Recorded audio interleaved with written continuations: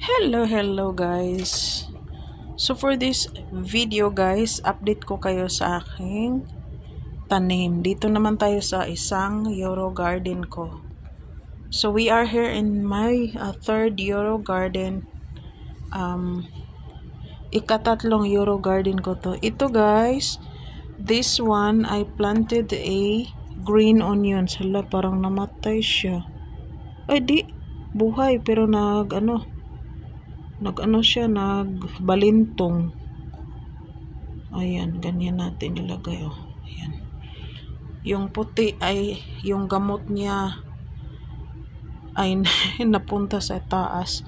So anyway guys, we'll see. First time ko itong magtanim ng green onions dito. Spring onions guys, you know.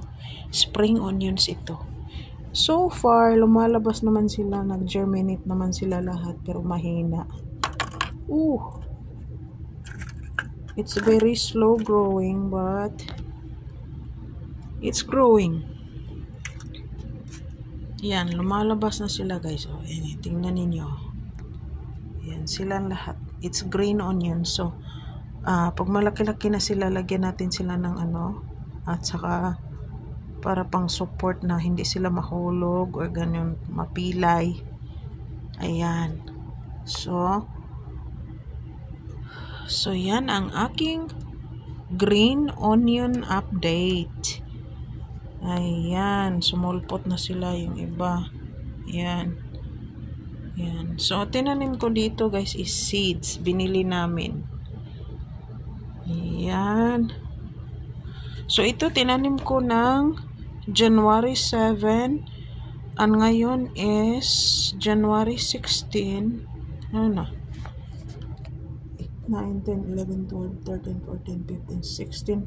So 9 days pa lang ito guys. Ayan. So 9 days pa lang ito.